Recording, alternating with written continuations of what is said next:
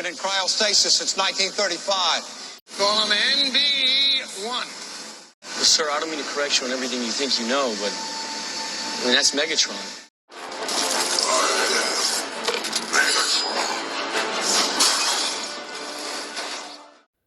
Hello, ladies and gentlemen, this is Spider. Welcome back to another review. And today we're going to be taking a look at the Transformers Studio Series number 54, Voyager Megatron. This figure released back in 2019, based on his appearance from the 2007 Transformers movie. So, to get things started, we'll take a look at the packaging. So let's get to it. Alrighty, here we have the box. You get a nice little image of Megatron. You got Transformers Studio Series. You get the number of the figure. You got the plastic window, which is so reflective you can see me in it. Hello! Looping around, you got the back of the box with two images of Megatron in either of his modes. There's a very quick bio there if you want to pause and read that. You got a bunch of other words on it as well. You got the side of the box with an Autobot symbol for some reason, a nice image of Megatron. Image of Megatron's face, Studio Series, number of the figure. It's a Voyager class. You get the bottom of the box, you get the top of the box, and that's pretty much it for the box. Now we got the instructions, which, like the other Megatron, is the long fold-out kind, which I'm still not a fan of. Image of Megatron, smaller image of Megatron, and it tells you how to transform the figure. Yeah, advertisement for another figure. And as far as the instruction goes, it's okay. It's not very specific on some of the things it tells you to do. It's like, hey, do this. It's like, okay, how though? Well, just do it. But how do I do it? So, yeah. Nah. It does the basic job, I guess. On to the figure. So here we have the jet mode. It's made to look like his Cybertronian form from the 2007 movie, which I find it a little odd that they made figure of the second movie Megatron before the first movie. You think they would have done it in order, but Studio Series is being made in anything but order. We'll take a quick look at this, and really cool thing is that the majority of the figure is painted in this very nice silver paint. It's like all the paint that should have been on the Studio Series 13 Megatron, this one's got it. We'll take a look at it here. Focus in a bit. There. We got the nose cone of the jet. We have these two front bits, which are things. And that's a Cybertronian jet, so they just kind of do whatever. You got the wings.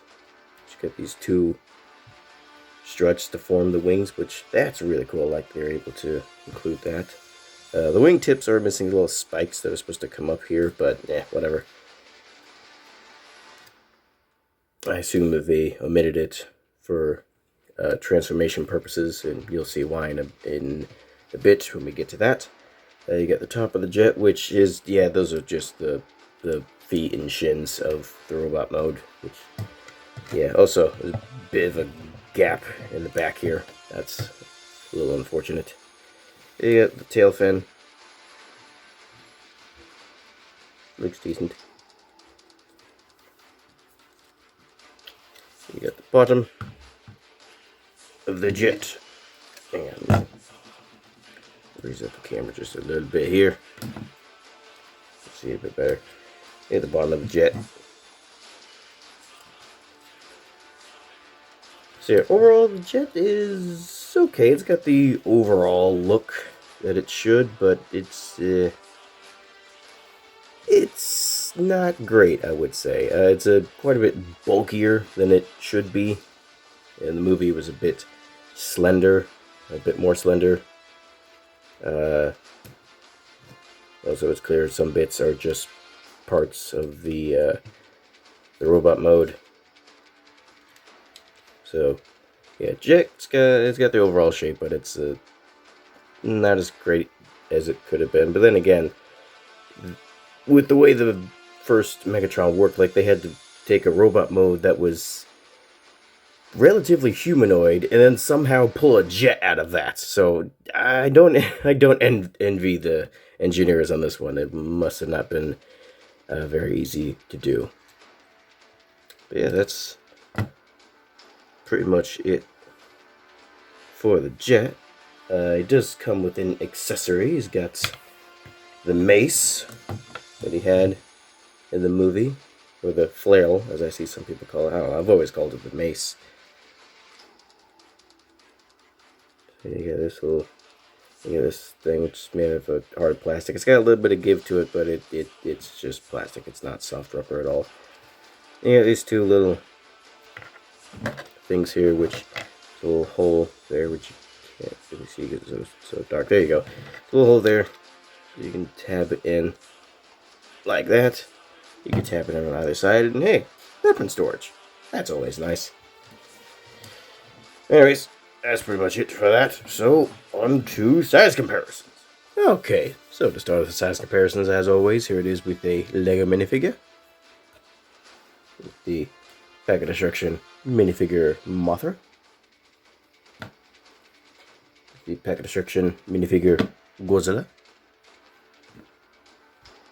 Okay, on to some more relevant size comparisons. Here it is with the Transformers Fast Action Battlers Night Attack Megatron. You kind of see how they both attempted to do the jet mode. 2010 War for Cybertron Megatron. 2007 Movie Deluxe Barricade. It is with the previous Studio Series figure we reviewed, the number 13 Revenge of the Fallen Megatron. We'll see how they size up with each other. And finally, we have it with the 2007 movie Leader Class Optimus Prime.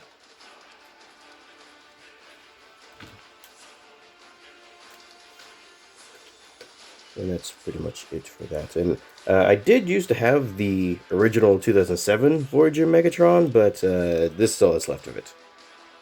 So, yeah. It's also the animated Megatron figure, but that one's tucked away on a shelf, and there's like 20 figures in front of him, and I don't feel like getting them. So we're just going to move on. On to measuring time. Get the figure out here. I guess we'll measure the top of the figure if you want to know that. So, yeah, almost 3 inches. Probably 3 inches if you count the tail fin. Yep. And from nose cone to tail fin, it is about 11 inches.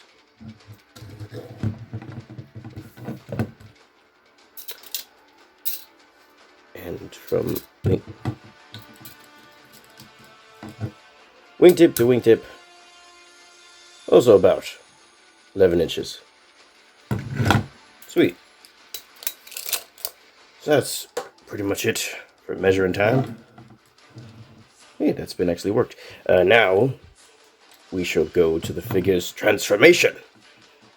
So let's just get on to that. Okay, so let's put this in here. So the first thing you want to do is just untab these bits. You can see there's a little tab right there, just plugs into the bottom of the foot, and then you want to unhook the wing from the main body. Then basically you just raise up the legs. Also there's these bits, there's a little notch there, and it just rests on that little tab there. It doesn't plug in, it just rests on it. So yeah. And then you split the wings, which really is just held together by this one tab. I do wish there was more tabs between the two tail fins so they peg together a little better, but whatever. mean, I guess we'll just finish out the legs. You bend it the rest of the way. And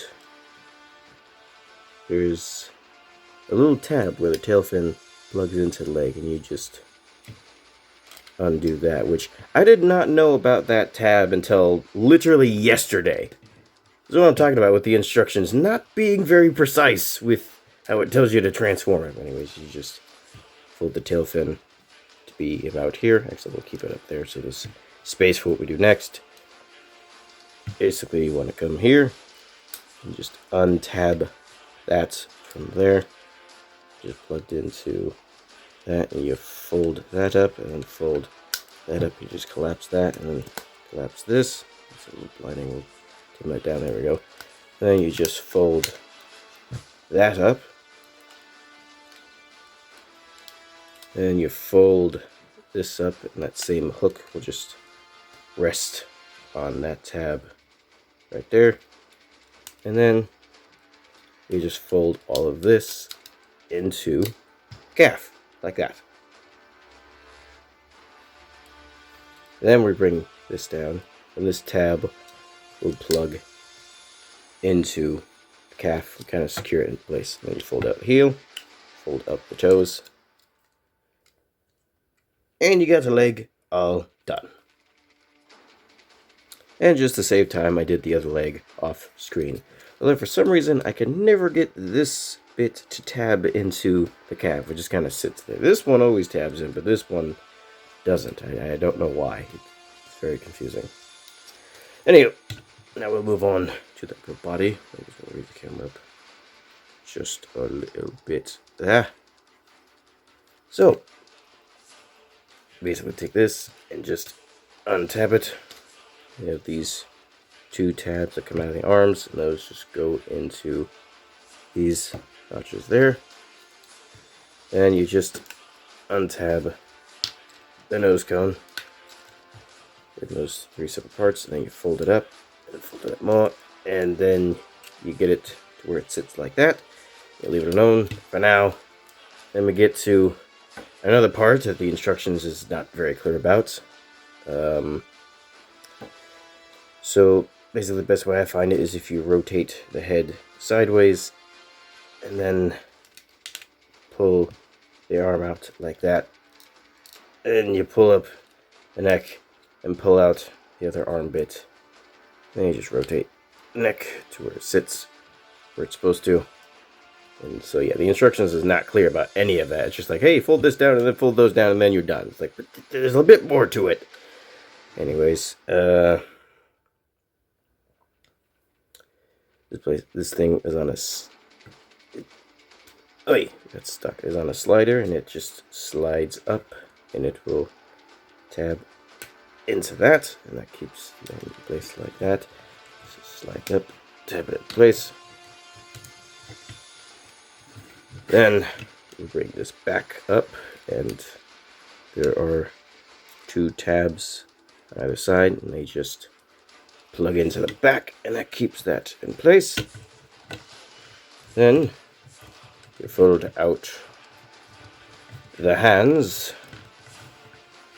and you're done. And you got Megatron in his robot mode, and this is where the figure really shines. Literally, with all the silver, he's very, very shiny. Yeah, so to get this going, we shall first take a look at his articulation. So we'll bring it a little close here so we can look at that. The head is on a ball joint, so we can look all the way around. Also, because the very tip of the nose cone sticks out here, it gets in the way just a little bit, but it's more just an annoyance than it is actually a hindrance. Also, because unlike the number 13 Megatron, this neck is not rubber, so the head moves freely. You ain't gotta worry about that. Thank goodness, because that was very annoying on the other one. Also, the neck is on a double joint, so we can look pretty far down and pretty dang good bit up. So that's nice. The shoulders here can go all the way around. They can go out There's some bits that's revealed when you move the arm. That's kind of cool. You have this piece. The piece in the middle stays put, and the rest of the arm moves. So that's kind of it's a cool bit of an engineering thing there. You got a bicep rotation. You got bend at the elbow, which is alright. The hand can move in and out due to transformation. I do kind of wish the fingers could move on it, like they did on the 13 Studio Series Megatron. That's like the one thing that figure has that this one doesn't, is movable fingers. There's nothing at the waist due to how it transforms, but the legs can kick, that's fall forward, kick, that's fall back. They can go decent amount out, but due to the mold, it kind of bumps into the body. You do get a thigh rotation. You get a bend at the knee, which is in a bit of an awkward place, but it's kind of the only way to get a good bend at the knee due to how it transforms. You do get some movement at the toes and the heel, and you get a pretty dang good ankle tilt. But a rotation at the ankle. That's it for articulation, and it's pretty good. As to be expected from a Studio Series figure. You got some pretty good articulation. Alrighty, on to the details. I'm bringing the figure up close and personal here. We'll focus in on it. Now, you can't see it all that well, it just looks black, but he does have some itty bitty little red eyes. And you could just barely see him. Hang on. I got a flashlight. There you go. You can see the red eyes a little bit. Oh, yeah, look at those tiny, tiny red eyes, and they are painted red. I do kind of wish he had some light piping to make the eyes pop a bit more, because otherwise they're not super visible, because they're just hidden in all of the face. But anyways, you got the mouth, which is sculpted decently. Dang it, I gotta bring out the flashlight again because you can't see, it's so dark. There, he's got all those teeth sculpted in there. They're not painted, but they are sculpted. Then you got that nice silver paint on the head, which just makes it look nice and fierce. Look at that nice Megatron head. And then you got the chest, which is the exact same as the Revenge of the Fallen Studio Series Megatron. It's the exact same mold for the chest used here, which honestly doesn't bug me all that much, because unless you're like really paying attention, you're not going to notice. It doesn't look that too far off from the movie. So, it doesn't bug me none. That didn't make sense. Doesn't bug me none. That's what I meant to say. And you got the arm here. You got the fingers, weird spidery crab fingers. You got the legs with these huge old calves due to the wings folding up in them, which honestly I'm okay with. You know, I'm not really against this. I mean, better here than just hanging off of the back. Speaking of the back, look how clean that is.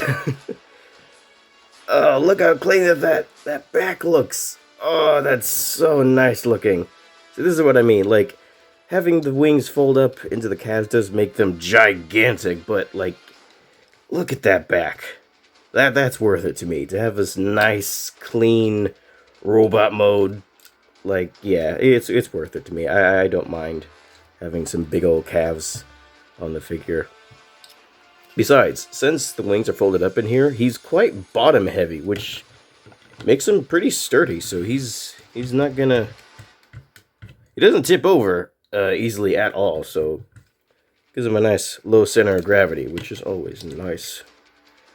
You got these little toes here.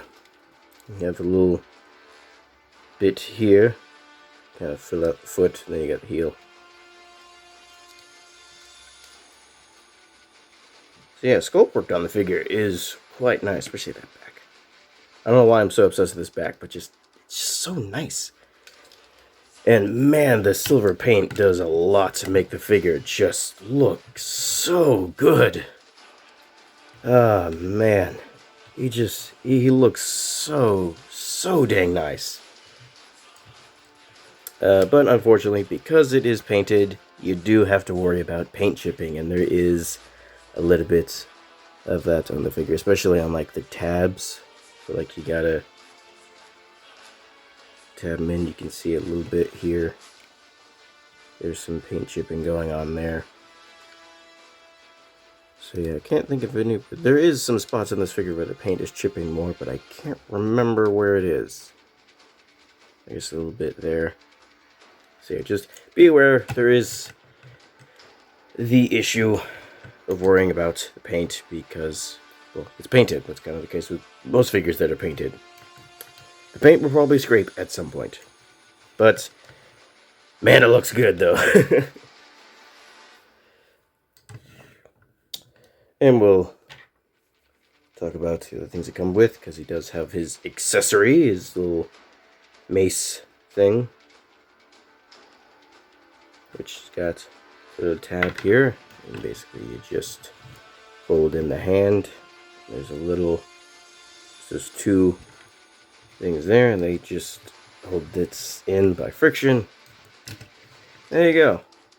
You got his mace flail thing, which honestly isn't that great of an accessory if you ask me. Like, it doesn't move at all. I mean, you got a little rotation here, but what are you gonna do with that?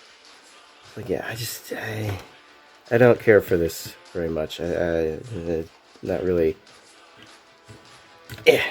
Not really feeling it too much. Honestly, I would have preferred it if he came with the double arm cannon that he used in the film. I mean, yeah, he did use the mace more often, but like, I feel like that was a more memorable weapon. I mean, he slammed his arms together, formed this giant cannon, and shot Optimus halfway across the city. I mean, come on. Tell me you wouldn't want to recreate that in toy form. That's just, I feel like that would have been a much better accessory than this. You can't do anything with it. Nah, don't like it. The figure's better off on his own than coming with that thing. So, yeah. I think that's pretty much it for the figure, so on to size comparisons. Alright, to start with the size comparisons part 2, we have a Lego minifigure. The Packet Destruction minifigure Mothra. And the Packet Destruction minifigure Godzilla.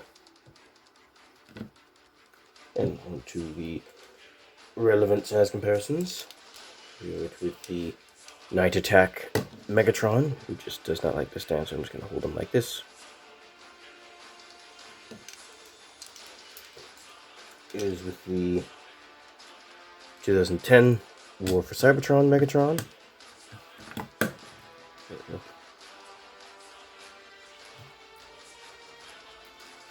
With the 2007 Movie Deluxe Barricade.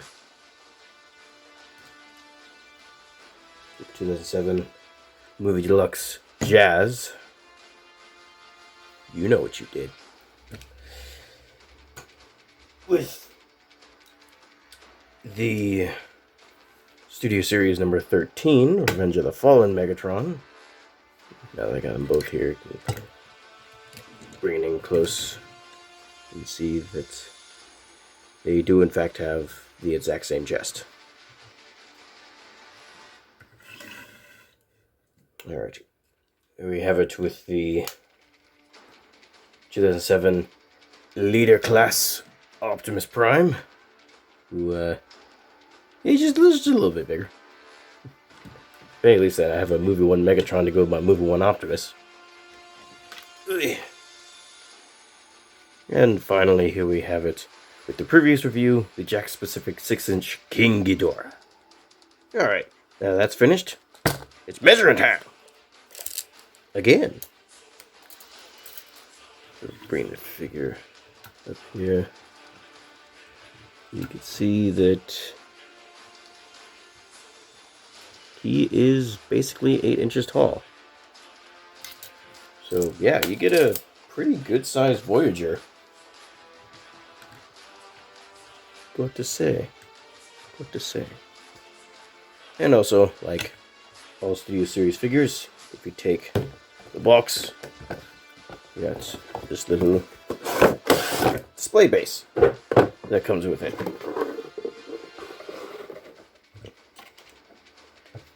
There you go, Studio Series, name of the figure, and then you get this cool display of the battle, the final battle of the movie in the city. That's pretty cool. You can put Megatron on it. And that's really cool. I mean, I almost never use it, but I like that it's here, you know? It's like when video games used to come with manuals. You never looked at them, but now that they're gone, you kind of miss them. And that's pretty much it for this review. But overall, it's pretty dang good. I really like this figure. Yeah, they did a very good job with them. The jet mode is not great, but it's not terrible. But the robot mode is very, very well done. I love this robot mode. They did an excellent job with the sculpt and everything. And it's a heck of a lot better than the number 13 Studio Series Megatron, at least in my opinion. I wasn't a big fan of that figure. I feel like this one, they did a much better job. And yeah, it's just really good. This is probably the best 2007 Megatron figure we've ever gotten. Well, outside of something like a Masterpiece, but yeah, it's a bit of an unfair comparison. Now, if you wanted this figure for yourself, it's not really in stores anymore, but on eBay it's going for around $40 to $50 out of the box, which isn't as bad as it could have been, I guess. But if you wanted it brand new, it's gonna be over $100. So, yeah. That's a bit expensive, but if you can find one in decent condition, or good condition for around $40, I think it's a pretty good deal. I mean, heck, Voyagers are apparently going to be $40 from now on anyway, so yeah, that's a thing that's happening apparently. Anywho, back to this review. That's pretty much it. I really like it. If you're a fan of this movie design, then I definitely recommend picking up this figure. He's pretty cool. Yeah, that's pretty much it. Hope you all enjoyed. See you later. Sayonara. Bye.